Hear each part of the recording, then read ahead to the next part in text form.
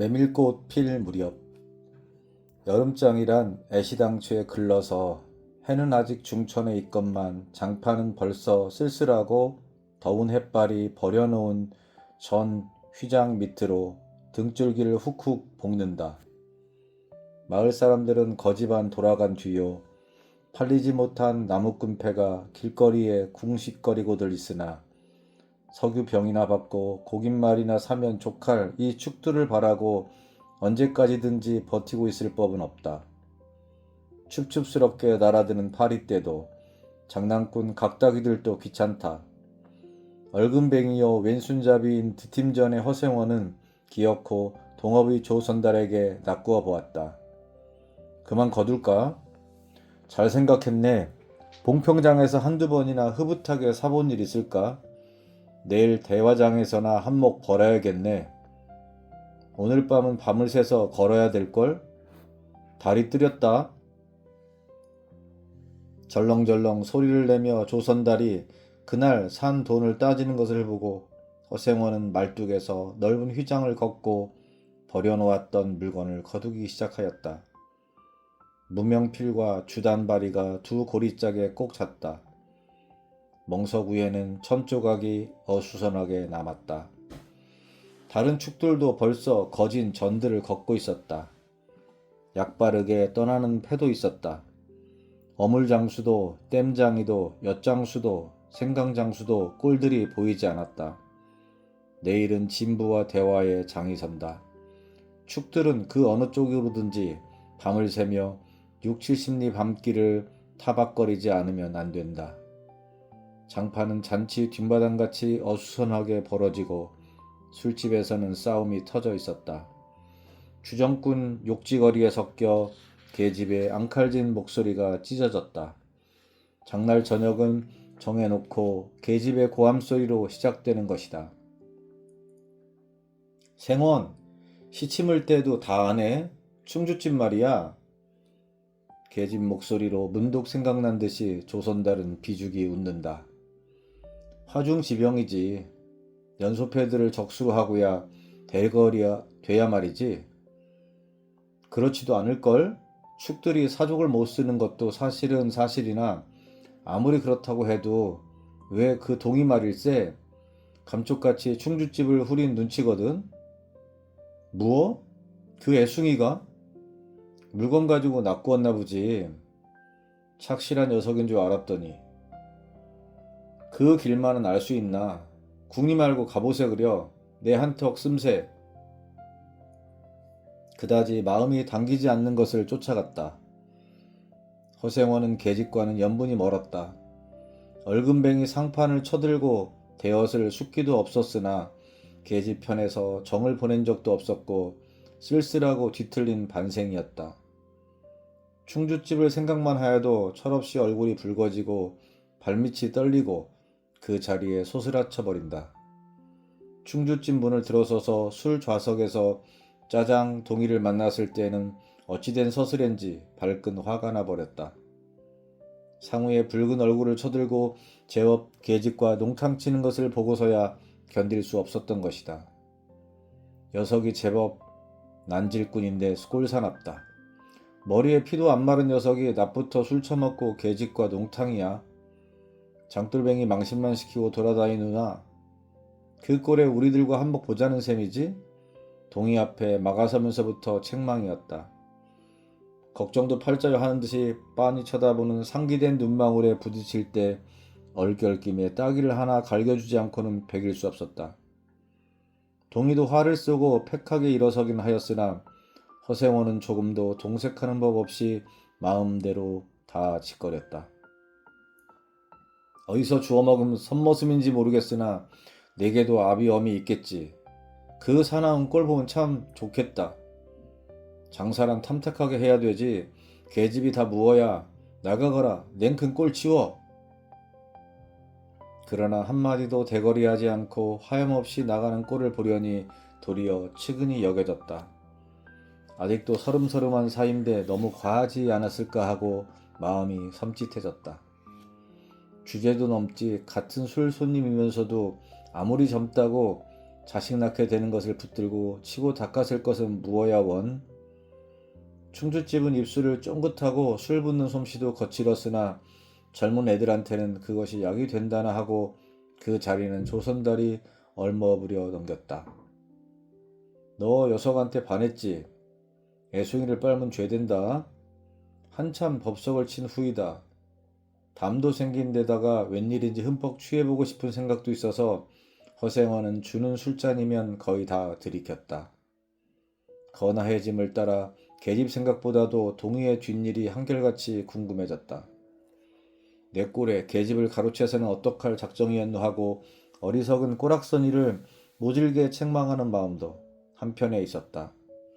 그렇기 때문에 얼마나 지난 뒤인지 동희가 헐레벌떡거리며 황급히 부르러 왔을 때에는 마시던 자를 그 자리에 던지고 정신없이 허덕이며 충주집을 뛰어나간 것이었다. 생원, 당나귀가 발을 끊고 야단이에요. 각자기들 장난이지 필연코. 짐승도 짐승이려니와 동희의 마음씨가 가슴을 울렸다. 뒤를 따라 장판을 다름질하려니 개슴츠레한 눈이 뜨거워질 것 같다. 불악스런 녀석들이라 어쩌는 수 있어야죠. 나귀를 몹시 구는 녀석들은 그냥 두지는 않을걸? 반평생을 같이 지내온 짐승이었다. 같은 주막에서 잠자고 같은 달빛에 젖으면서 장에서 장으로 걸어다니는 동안에 20년의 세월이 사람과 짐승을 함께 늙게 하였다. 가스러진 목 뒤털은 주인의 머리털과도 같이 바스러지고 개진개진 젖은 눈은 주인의 눈과 같이 눈곱을 흘렸다. 몽당비처럼 짧게 쓸리운 꼬리는 파리를 쫓으려고 기껏 휘저어보아야 벌써 다리까지는 닿지 않았다. 달아 없어진 굽을 몇 번이나 도려내고 새철을 신겼는지 모른다. 굽은 벌써 더 자라나기는 틀렸고 달아버린 철 사이로는 피가 빼짓이 흘렀다. 냄새만 맡고도 주인을 분간하였다. 호소하는 목소리로 야단스럽게 울며 반겨한다. 어린아이를 달래듯이 목덜미를 어루만져 주니 나귀는 코를 벌름거리고 입을 투루루 거렸다. 콧물이 튀었다. 허생호는 짐승 때문에 속도 무던히도 썩었다. 아이들의 장난이 심한 눈치여서 땀뱀 몸뚱아리가 부들부들 떨리고 좀채 흥분이 식지 않는 모양이었다. 굴레가 벗어지고 안장도 떨어졌다. 요 몹쓸 자식들하고 허생원 호령을 하였으나 패들은 벌써 주랭랑을 놓은 뒤요 몇 남지 않은 아이들이 호령에 놀라 비슬비슬 멀어졌다. 우리들 장난이 아니요. 암놈을 보고 저 혼자 발광이지. 코 흘리게 한 녀석이 멀리서 소리를 쳤다. 그 녀석 말투가. 김첨지 당나귀가 가버리니까 온통 흙을 차고 거품을 흘리면서 미친 소같이 날뛰는걸. 꼴이 우스워 우리는 보고만 있었다오. 배를 좀 보지. 아이는 앵돌아진 투로 소리를 치며 깔깔 웃었다. 허생원은 모르는 결에 낯이 뜨거워졌다. 무시선을 막으려고 그는 짐승의 배 앞을 가리어 서지 않으면 안 되었다. 늙은 주제에 암샘을 내는 셈이야 저놈의 짐승이. 아이의 웃음소리에 허생원은 주춤하면서 기어코 견딜 수 없어 채찍을 들더니 아이를 쫓았다. 쫓으려거든 쫓아보지. 왼손잡이가 사람을 때려? 줄다름에 달아나는 각다귀에는 당하는 재주가 없었다. 왼손잡이는 아이 하나도 후릴 수 없다. 그만 채찍을 던졌다. 술기도 돌아 몸이 유난스럽게 화끈거렸다. 그만 떠나세. 녀석들과 어울리다가는 한이 없어. 장판의 각다귀들이란 어른들보다도 더 무서운 것들인걸. 조선달과 동희는 각각 제 나귀에 안장을 얹고 짐을 싣기 시작하였다. 해가 꽤 많이 기울어진 모양이었다. 드팀전 장도리를 시작한 지 20년이나 되어도 허생원은 봉평장을 빼놓은 적은 드물었다. 충주 제천 등의 이웃 군에도 가고 멀리 영남지방도 헤매긴 하였으나 강릉쯤에 물건 하러 가는 외에는 처음부터 끝까지 군 내를 돌아다녔다. 닷새만큼씩의 장날에는 달보다도 확실하게 면에서 면으로 건너갔다. 고향이 청주라고 자랑삼아 말하였으나 고향에 돌보러간 일도 있는 것 같지는 않았다. 장에서 장으로 가는 길에 아름다운 강산이 그대로 그에게는 그리운 고향이었다. 반날 동안이나 뚜벅뚜벅 걷고 장터 있는 마을에 거지반 가까웠을 때 거친 나귀가 한바탕 우렁차게 울면 더구나 그것이 저녁녘이어서 등불들이 어둠 속에 깜빡거릴 무렵이면 늘 당하는 것이건만 허생원은 변치 않고 언제든지 가슴이 뛰놀았다. 젊은 시절에는 알뜰하게 벌어 돈푼이나 모아 본 적도 있기는 있었으나 읍내에 백중이 열린 해 호탕스럽게 놀고 투전을 하고 하여 사흘 동안에 다 털어버렸다. 나귀까지 팔게 될 판이었으나 애끓는 정분에 그것만은 이를 물고 단념하였다. 결국 도루아미타불로 장도리를 다시 시작할 수밖에 없었다. 짐승을 데리고 읍내를 도망해 나왔을 때에는 너를 팔지 않기 다행이었다고 길가에서 울면서 짐승의 등을 어루만졌던 것이었다. 빚을 지기 시작하니 재산을 모을 염은 당초에 틀리고 간신히 입에 풀칠을 하러 장에서 장으로 돌아다니게 되었다. 호탕스럽게 놀았다곤 하여도 계집 하나 후려보지는 못하였다. 계집이란 쌀쌀하고 매정한 것이었다. 평생 인연이 없는 것이라고 신세가 서글퍼졌다. 일신에 가까운 것이라고는 언제나 변함없는 한 필의 당나귀였다. 그렇다고는 하여도 꼭 한 번의 첫일을 잊을 수는 없었다. 뒤에도 처음에도 없는 단 한 번의 괴이한 인연. 봉평에 다니기 시작한 젊은 시절의 일이었으나 그것을 생각할 적만은 그도 산 보람을 느꼈다. 달밤이었으나 어떻게 해서 그렇게 됐는지 지금 생각해도 도무지 알 수 없어. 허생원은 오늘 밤도 또 그 이야기를 끄집어내려는 것이다. 조선달은 친구가 된 일에 귀에 못이 박히도록 들어왔다. 그렇다고 실증을 낼 수도 없었으나 허생원은 시침을 떼고 되풀이할 때로는 되풀이하고야 말았다. 달밤에는 그런 이야기가 격에 맞거든. 조선달 편을 바라는 보았으나 물론 미안해서가 아니라 달빛에 감동하여서였다. 이지러는 졌으나 보름을 지난 달은 부드러운 빛을 흐붓이 흘리고 있다. 대화까지는 80리의 밤길. 고개를 둘이나 넘고 개울을 하나 건너고 벌판과 산길을 걸어야 된다. 길은 지금 긴 산허리에 걸려 있다. 밤중을 지난 무렵인지 죽은 듯이 고요한 속에서 짐승 같은 달의 숨소리가 손에 잡힐 듯이 들리며 콩포기와 옥수수 잎새가 한층 달에 푸르게 젖었다. 산허리는 온통 메밀바지여서 피기 시작한 꽃이 소금을 뿌린 듯이 흐뭇한 달빛에 숨이 막힐 지경이다. 붉은 대궁이 향기같이 애잔하고 나귀들의 걸음도 시원하다. 길이 좁은 까닭에 세 사람은 나귀를 타고 외줄로 늘어섰다. 방울소리가 시원스럽게 딸랑딸랑 메밀밖에로 흘러간다. 앞장선 허생원의 이야기 소리는 꽁무니에 선 동이에게는 확적이는 안 들렸으나 그는 그대로 개운한 제멋에 적적하지는 않았다. 장선 꼭 이런 날 밤이었네. 객주집 토방이란 무서워서 잠이 들어야지. 밤중은 돼서 혼자 일어나 개울가에 목욕하러 나갔지. 봉평은 지금이나 그제나 마찬가지지. 보이는 곳마다 매물밭이어서 개울가가 어디 없이 하얀 꽃이야. 돌밭에 벗어도 좋을 것을 달이 너무도 밝은 까닭에 옷을 벗으러 물 방앗간으로 들어가지 않았나? 이상한 일도 많지. 거기서 난데없는 성서방네 처녀와 마주쳤단 말이네. 봉평 써야 제일 가는 일색이었지. 팔자에 있었나 보지. 아무렴 하고 응답하면서 말머리를 아끼듯이 한참이나 담배를 빨 뿐이었다.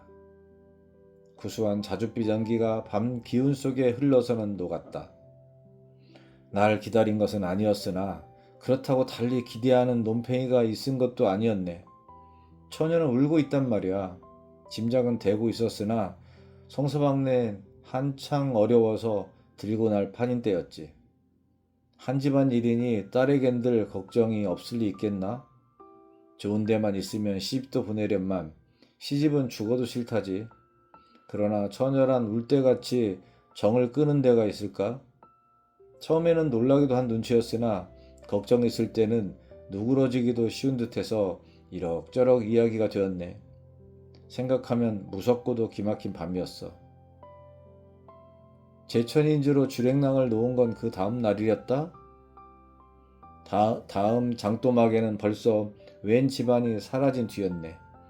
장파는 소문에 발끈 뒤집혀 고작해야 술집에 팔려가기가 상수라고 처녀의 뒷공눈이 자자들 하단 말이야. 제천 장판을 몇 번이나 뒤졌겠나. 하나 처녀의 꼴은 꿩 거먹은 자리야. 첫날 밤이 마지막 밤이었지.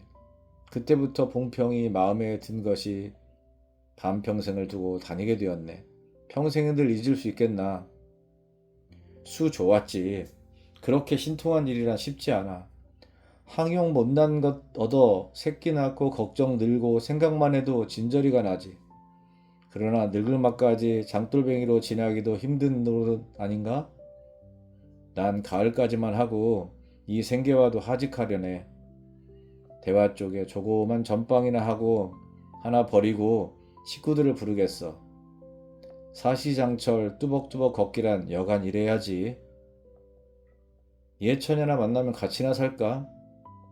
난 거꾸러질 때까지 이 길 걷고 저 달 볼 테야. 산길을 벗어나니 큰 길로 튀어졌다. 꽁무니의 동이도 앞으로 나서 나귀들은 가로 늘어섰다. 총각도 젊겠다. 지금이 한창 시절이랬다. 충주집에서는 그만 실수를 해서 그 꼴이 되었으냐. 섭게 생각 말게. 저 천만에요. 되레 부끄러워요. 계집이란 지금 웬 제격인가요? 자나깨나 어머니 생각뿐인데요. 허생원의 이야기로 심심히 한 끝이라 동의의 어조는 한풀 수그러진 것이었다. 아비엄이란 말에 가슴이 터지는 것도 같았으나 제겐 아버지가 없어요. 피부치라고는 어머니 하나뿐인거려? 돌아가셨나? 당초부터 없어요. 그런 법이 세상에. 생원과 선달이 야단스럽게 껄껄들 웃으니 동희는 정색하고 우길 수밖에 없었다. 부끄러워서 말하지 않으려 했으나 정말이에요. 제천촌에서도 달도 차지 않은 아이를 낳고 어머니는 집을 쫓겨났죠. 우스운 이야기나 그러기 때문에 지금까지 아버지 얼굴도 본 적 없고 있는 고장도 모르고 지내와요. 고개가 앞에 놓인 까닭에 세 사람은 나귀를 내렸다. 둔덕은 험하고 입을 벌리기도 대근하여 이야기는 한동안 끊겼다. 나귀는 건듯하면 미끄러졌다. 허생원은 숨이 차 몇 번이고 다리를 쉬지 않으면 안 되었다. 고개를 넘을 때마다 나이가 알렸다. 동이 같은 젊은 축이 그지없이 부러웠다. 땀이 등을 한바탕 쭉 씻어 내렸다. 고개 너머는 바로 개울이었다. 장마에 흘러버린 널 다리가 아직도 걸리지 않은 채로 있는 까닭에 벗고 건너야 되었다. 고의를 벗어 따로 등에 얽어 매고 반 벌거숭이의 우스꽝스런 꼴로 물속에 뛰어들었다. 금방 땀을 흘린 뒤였으나 밤물은 뼈를 찔렀다. 그래, 대체 기르긴 누가 기르고? 어머니는 하는 수 없이 의부를 얻어가서 술장사를 시작했죠. 술이 고줄해서 의부라고 전 망난이에요. 철들어서부터 맞기 시작한 것이 하룬들 편할 날 있었을까? 어머니는 말리다가 차이고 맞고 칼부림을 당하고 나니 짓골이 무엇겠소. 18살 때 집을 뛰쳐나와서 이 짓이죠. 총각, 낯새론 동이 무던하다고 생각했더니 듣고 보니 딱한 신세로군. 물이 깊어 허리까지 찼다. 속 물살도 어지간히 센 데다 발에 차이는 돌멩이도 미끄러워 금시에 훌칠 듯 하였다. 나귀와 조선달은 재빨리 거의 건넜으나 동희는 허생원을 붙드느라고 두 사람은 훨씬 떨어졌다. 모친의 친정은 원래부터 제천이었던가? 웬걸요. 시원스리 말은 안 해주나 봉평이라는 것만은 들었죠. 아, 봉평? 그래, 그 아비성은 무엇이고? 알 수 있나요? 도무지 듣지를 못했으니까. 그렇겠지? 하고 중얼거리며 흐려지는 눈을 까물까물 하다가 허생원은 경망하게도 발을 빗디뎠다. 앞으로 고꾸라지기가 바쁘게 몸째 풍덩 빠져버렸다. 허우적거릴수록 몸을 걷잡을 수 없어 동희가 소리를 치며 가까이 왔을 때에는 벌써 폭이나 흘렀었다. 어째 쫄딱 젖으니 물에 젖은 개보다도 참혹한 꼴이었다. 동희는 물속에서 어른을 헷갑게 업을 수 있었다. 젖었다고나 하여도 여인 몸이라 장정 등에는 오히려 가벼웠다. 이렇게까지 해서 안 됐네. 내 오늘은 정신이 빠진 모양이야. 염려하실 거 없어요. 그래, 모치는 애비를 찾지는 않는 눈치지? 늘 한번 만나고 싶다고는 하는데요. 지금 어디 계신가? 의부와는 갈라져 제천에 있죠. 가을에는 봉평에 모셔오려고 생각 중인데요. 이를 물고 벌면 이럭저럭 흐려갈 수는 있겠죠. 아무렴 기특한 생각이야. 가을이랬다. 동희의 탐탁한 등허리가 뼈에 사무쳐 따뜻하다. 물을 다 건넜을 때에는 도리어 서글픈 생각에 좀 더 엎였으면도 하였다. 지인중을 실수만 하니 웬일이오 생원. 조선달이 바라보며 기어코 웃음이 터졌다. 낙이야. 낙이 생각하다 실족을 했어. 말 안 했던가? 저 꼴에 제법 새끼를 얻었단 말이지. 읍내 강릉집 피마에게 말일세. 귀를 쫑긋 세우고 달랑달랑 뛰는 것이 낙이 새끼같이 귀여운 것이 있을까? 그걸 보러 나는 일부러 읍내를 도는 때가 있다네. 사람을 물에 빠치울 쟀다는 대단한 낙이 새끼군. 허생원은 젖은 옷을 웬만큼 짜서 입었다. 이가 덜덜 갈리고 가슴이 떨리며 몹시도 추웠으나 마음은 알 수 없이 둥실둥실 가벼웠다.